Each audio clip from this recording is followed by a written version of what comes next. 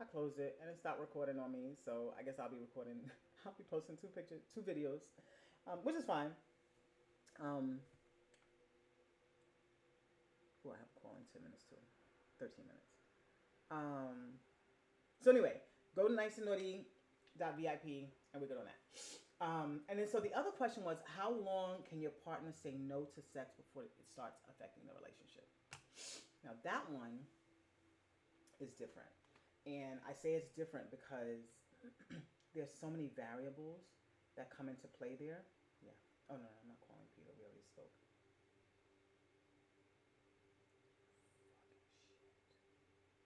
All right, whatever. Um, a payment came out that I didn't really need to come out right now, but it is what it is. Um, that means I need to go look at my subscriptions and make sure other shit is not going to be coming out that I don't want to come out. Because we need to hold on to as much money as possible in this moment until the money starts to pour in the way it's supposed to, which I believe is coming very, very soon. I received that. So anyway, how long can your partner say no to sex before it starts to affect the relationship? I mean, it depends. For some people, it could start to affect the relationship with the first no. I believe in my relationship, it started to affect the relationship with the first no. You know, because some people are very egotistical, and that no, strikes, touches their ego in such a way where they can't handle it. They can't, manage hearing no.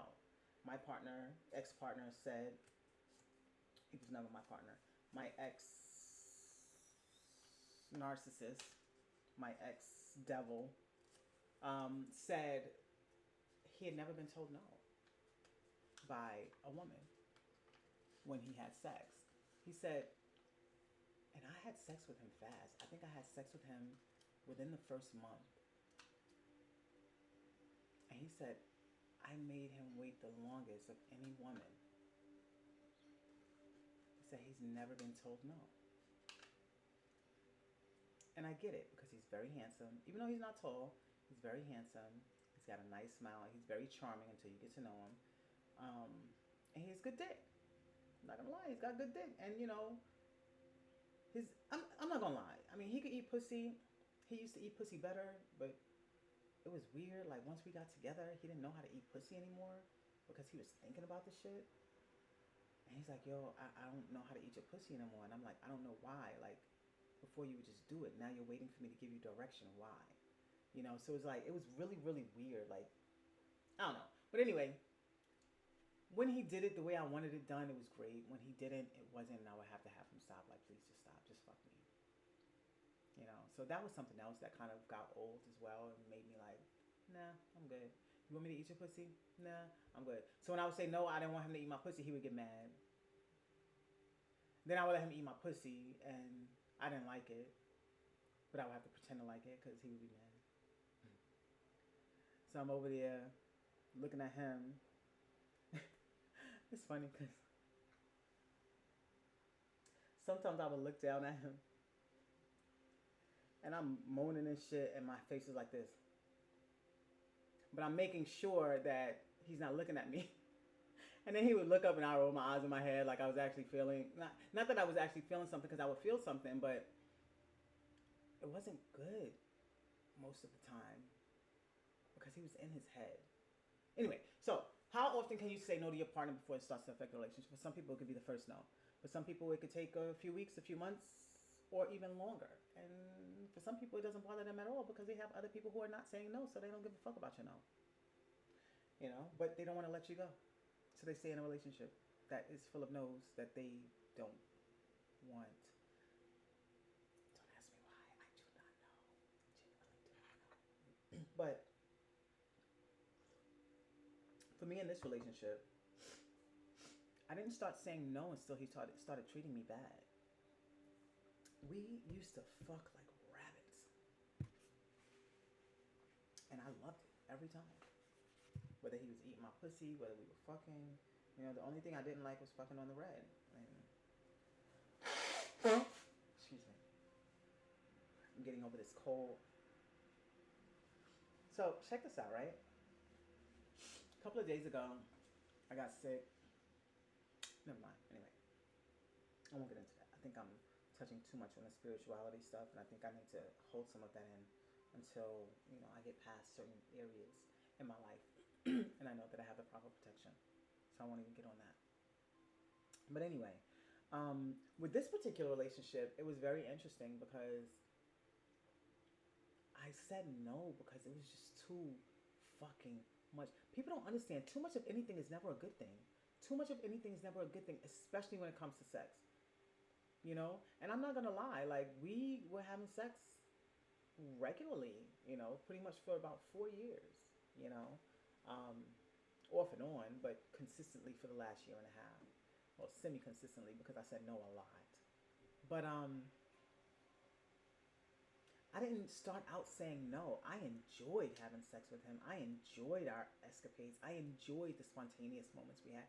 I enjoyed our time together, whether it was sexually or, whether we were just walking or whatever the case may be. So, when we were good, I was attracted to him. I just wanted to jump his bones. I couldn't wait to get to wherever we were, whether we were going to be on the beach, whether we were going to be just in the car, whether we were going to be in the house. Like, I didn't care because I was just that attracted to him. I felt that good just being in his energy.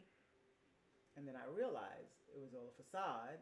And as he started to take the mask down and it eventually fell off, I my lower regions just didn't desire him because my heart started to reject him because of the shit he was saying and doing to me. But he can fathom that he couldn't get rewarded for his bad behavior. He was the type of guy who thrived on makeup sex. Like he would create arguments and issues and shit like that, and then he would want to have makeup sex. And I'm not a makeup sex type of girl. I don't want. I don't want to fuck you after you piss me the fuck off. Now, don't get me wrong. There are those moments when makeup sex is amazing, but when you create arguments to have makeup sex, no. Who the fuck wants to live like that? Who wants to live with all of that stress and frustration? And I used to tell him, like, yo, I love the way you fuck me. You know what I mean? I don't like the way you talk to me. I said, so listen, I understand life happens, and sometimes we get frustrated, sometimes you might want to release. And I told him, I said, listen, I'd rather you release in me than on me. And when I say release, I wasn't meaning like ejaculate. Like, I didn't mind if he came on me, which he never did. He said he couldn't. He saw me differently, and I'm fine with that. I appreciate that he saw me in a respectful way where he didn't want to jizz on me. Thank you. I'm fine with that. But when it came to his anger, and he is very impulsive. He's unable to like really control his anger and stuff like that. So when it got to that, I was just like, listen, when you're angry, give it to me. Give me your anger through your sex. I want you to just be able to get it out, let it go. But it should never enter our atmosphere. If you feel that aggression, you feel that rage, you feel that frustration, I'll fuck the shit out of you. I'll let you fuck the shit out of me. Let's do that. Let's get that out so that way we can be good. But when you start to make it so you're creating arguments where there literally are none, where you're creating issues that really aren't there, and then wanting to have makeup sex, it was like he got off. Yeah. Because it was the same way with his health, now that I think about it. He got off on getting in trouble, so to speak. Like even with his health, he has diabetes, type 1 diabetes, and he doesn't take care of himself, And the crazy shit is, I was helping him with his diabetes. I introduced him to some natural remedies that were helping him regulate his blood sugar.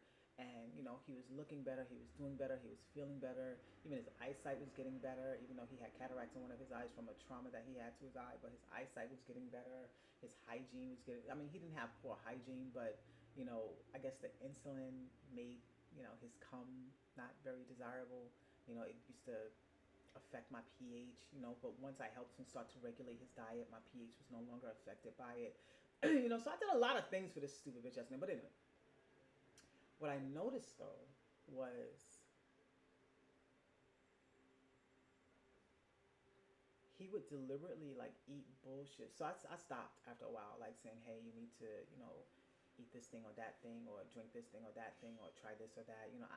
He wasn't even taking vitamins before I met him. Okay, I got him into the vitamins. I got his son taking vitamins. I had told him when his son was an infant to get him on polyvisol. This is before we even knew he was autistic.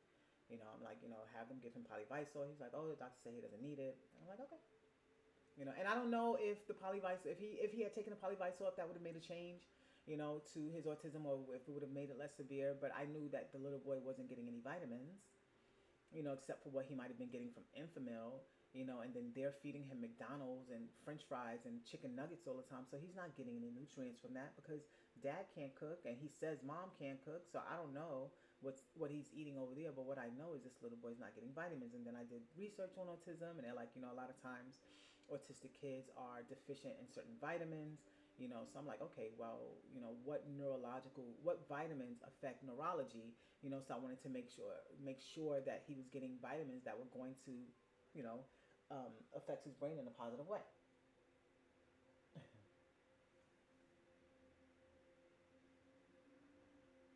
Um,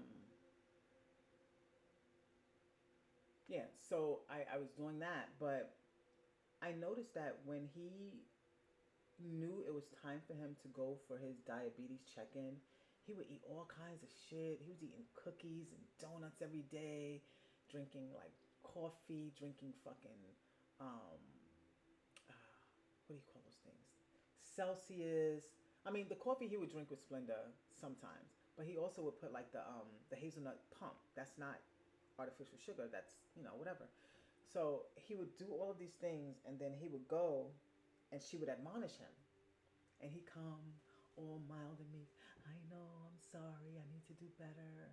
But it's like he thrived on being admonished, and I honestly think it's a trauma response to being a child. I think he probably got in trouble so much as a child that he doesn't know how to just be a good boy. He only knows how to fuck up and being told how to get it right or what he should be doing, or I don't. It's very weird. I'm still trying to piece it all together because I noticed that was a pattern. When it came to even the chiropractic, the doctor would have him doing certain things, and he wasn't always doing those things, and the doctor would be like, well, you need to do this, and so it's like he had to be admonished. It's very weird, very weird. Positivity wasn't his strong suit, and he wasn't fully motivated to do the things that were going to help him in his life.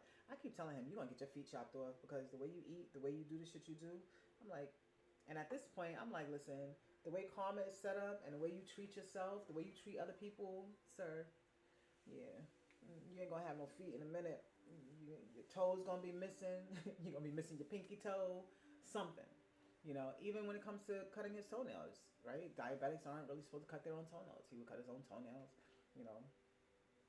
So, piece of shit stole my fucking manicure set. Anyway, so as it relates to the no, you really got to ask your partner. You have to engage with your partner to like really understand where the no is coming from. What is that no about? Why is your partner saying no? Is it something you did? Is it something they're going through? Is it something they're going through because of you? Is it something they're going through personally? I don't know very many men who say no to sex, except this guy would say no to sex if I initiated sex, but then turn around 10 minutes later and want sex because now he's initiating, but I couldn't initiate, whatever. So, like, is the no coming because you're just being a fucking dick? Or is it a genuine no? You know, if she has a headache or she's not feeling well, does she really have a headache? Is she really not feeling well? Or is this just a running thing? Because she's just not into it anymore with you. You know what I mean? I don't know. I think it varies. I know for me, I really think it started affecting the relationship almost immediately. And then obviously over time, he's like, oh, I'm paying all the fucking bills and I gotta beg my woman for sex. And I'm like, well, you wouldn't have to beg your woman for sex if you actually treated her well. Why do you think I want to be touched by you? Whew, excuse me. Why do you think I would want to be touched by you with the way you're treating me, with the way you're talking to me? Why would I want to be anywhere near you? Like, I don't even want to look at you. You talk to me like I'm a bitch in the street, but then you turn around and tell me you love me and you want to fuck me. The fuck is wrong with you? Like, what kind of sick mind game are you playing? You know? And so, my no's far outweighed my yeses over time. You know, I didn't want to be touched by him. It got to the point where I would only say yes just to shut him the fuck up. Literally. Like, oh boy, if I don't fuck him, we're gonna be arguing all night. Say, babe, can I get some pussy? Okay. Because I didn't want to argue. Sure. He's like, all right, come on, go get in bed. Or take your drawers down now.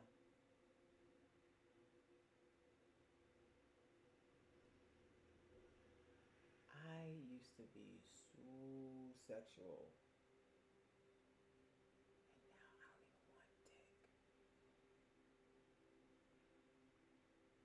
And when I tell you, I love dick. Dick is so beautiful. It really is. But somebody sent me a picture of his dick the other day. Didn't ask for it. But it's someone who we flirted with for a while, you know, so I didn't get mad with him. But I didn't get mad with him for sending it. I got mad at him for sending it at the time he sent it because I'm not into dick right now. But his dick is beautiful. It's beautiful, big, beautiful black dick. Beautiful, beautiful, beautiful, beautiful, beautiful. Like, you know, if he was mine, I would definitely have some fun with it, you know, if I was in that. But I was mad because I'm like, yo, like normally I would be like, I would have engaged more. You know, he said he was gonna send another picture, and I just left it on red because I'm like, you know, I don't want to get upset with him for sending this picture. I don't want to get upset with him, you know, about it. But I also don't want to make him feel too rejected. You know, so I didn't say yes, send another picture or anything like that. I don't reciprocate with a picture or anything like that because I'm in this moment right now where dick is really not it for me, you know, and I'm not gonna lie, I did get a little bit of a bad taste, but I also realized that it's because of the situation I was just in. So it wasn't directed towards him, so I didn't get mad at him for it. You know what I'm saying? But I'm not gonna lie, it was a very, very, very, very, very, very nice picture. Um, and when I do decide to touch myself, I might, you know, go and refer back to that picture for inspirational purposes. Um, but my nose became prominent in this relationship because I wasn't being treated well. I wasn't receiving what I needed out of this relationship. And that was a conversation that we had regularly, you know, about just affection. I'm like, your love language is physical touch. My love language is physical touch. But you only want to engage in physical touch in a sexual way. We both have the same love language, but you only want to fuck. So we're never going to fully connect because when you're touching me, it's only because you want to fuck me. You don't know how to connect to people, truly engage and connect with people, specifically the woman you're in a relationship with, the woman who you want to be in a relationship with, the woman who you want to have in your life, supposedly.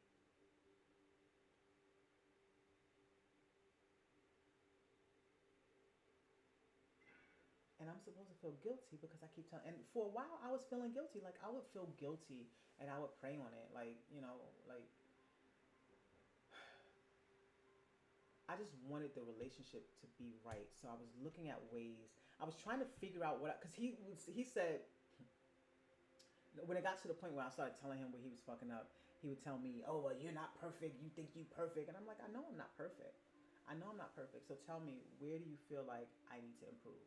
You know, and his areas were, I need to fuck him more, and I need to do better with cleaning the house. I'm like, I bet. I told y'all about the house cleaning thing already.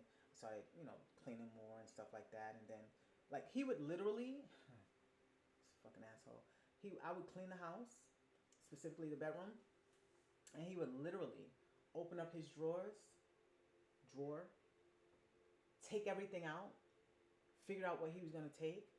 Now, I fold my clothes very neat. I fold my clothes in a very specific way, right? And if you know your clothes, you know what's what, right? So I fold my clothes in a very specific way. So when I go in my drawer, I can just simply, it's like a deck of cards. Like I can just sift through, and I fold them so like if they have words and stuff on the front, I make it so you can see it, so you know, okay, that's that shirt. So you don't have to unfold the whole thing to know what it is, right? So you can sift through and easily just pick out what you want, and now go on about your business. But no, he would take everything out and just leave it on the bed. And I'm like, now he gets up at 4 in the morning. He doesn't have to be to work until 7 or 8. So it's not like he was rushing. So I let that go on for a little while, and I realized that he was deliberately making messes because he didn't like the fact that that I was home, and he felt like I didn't have anything to do. So he felt like he needed to give me something to do, even though I had a lot to do. And then he would get mad when he would come home and the shit wasn't done. And at that point, I didn't give a fuck anymore. But you really got to consider your relationship. You got to consider why your partner is saying no. What's happening in the relationship? What's happening in their life? Are you over-sexualizing them? Like literally, I couldn't even go take a shower when I had my period. This guy would get in the shower and want to fuck me on my period. And I'm like, yo, I really don't like to fuck on my period. Man, I don't give a fuck about that. Yo, I'm horny.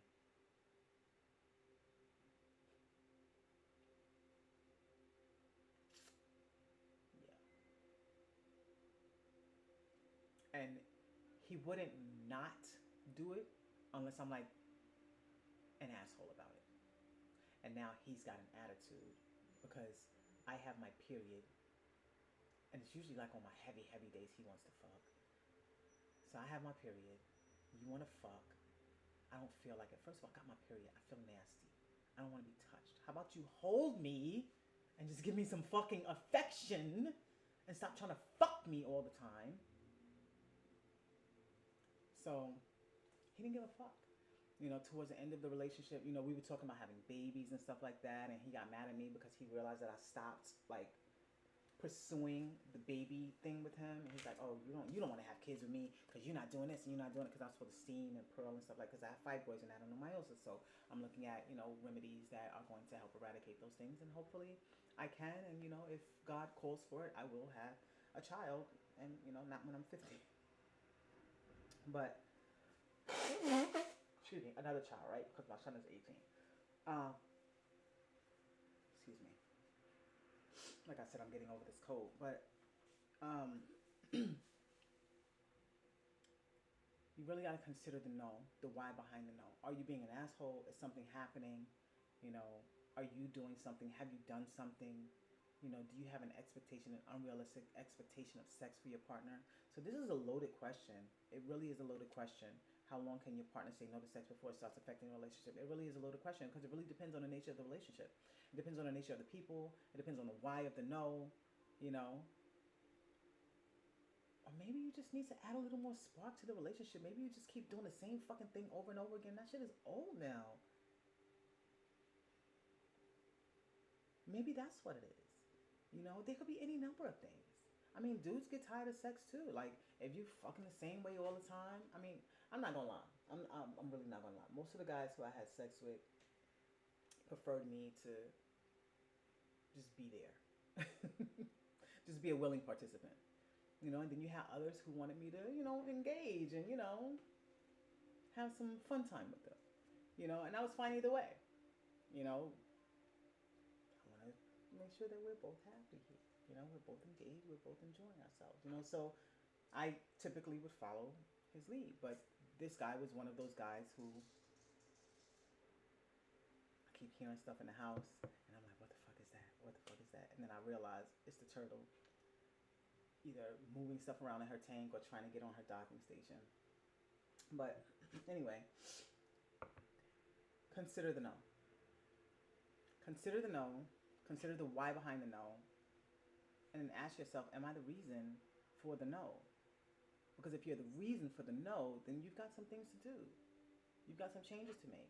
If the reason for the no is because it's boring now, then maybe you guys need to, find some way to be more spontaneous, and engage in different ways. Maybe you need to start practicing sensuality, meaning, learn how to be in each other's essence, learn how to entice each other, learn how to turn each other on and bringing them just to the point of no return. And it's not, make it a day of it. Make it a couple of days of it. See how long each of you can resist each other before you just have to have each other. Have some fun with your relationship. Have some fun with your sex. Do different shit. Go fuck outside. In nature. Go to the wilderness, to the woods. Shit. I don't know. I guess I've always been spontaneous. I think about me, when I first started having sex when I was younger. The first time I had sex outside, I was very young. But this motherfucker was a whole adult. So that's probably part of it too, why I was over sexualized, because I was fucking with a whole grown ass man, didn't know he was a whole grown ass man until the motherfucker got locked up. But that's gonna be in the series as well. I'll be telling y'all about that as well. Baby. Baby, baby, baby. But anyway, consider the no. Consider the no. Consider the why behind the no. Consider why your partner's telling you no. Figure out what you guys can do to engage each other more. Communicate. Talk to each other. Find out why the no is happening. And if she's not willing to tell you why the no is happening, maybe you're not a safe space. If he's not telling you why the no is happening, maybe you're not a safe space. Or maybe you're too sensitive and you can't receive what he's going to tell you. Maybe your pussy is trash. Maybe your dick is trash. Maybe your FaceTime is trash. It could be any number of things. Maybe she doesn't want to have sex because you don't engage enough. Maybe he doesn't want to have sex because you don't engage enough. Meaning, you don't heat up the oven before you put the food in.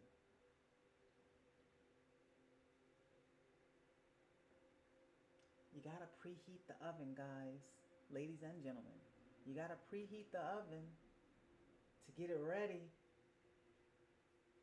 to cook so you can eat and be fulfilled. Okay? So consider the no. Think about how important this relationship is to you. If it's not an important relationship and sex is incredibly important to you, get out of the relationship. If you're not married, if you're married and sex is incredibly important to you, then seek a therapist, specifically a sex therapist. Maybe you should go separately, your partner should go separately, and then you guys should go together. Maybe just seek therapy, period. You know what I mean? Yes. We'll get on to the therapy thing. Ooh, baby. Oh, boy, I forgot about that one. That's going to be a part of the series, too. But, yeah, consider the no. That's it. Mwah. Smooches, guys. Ciao.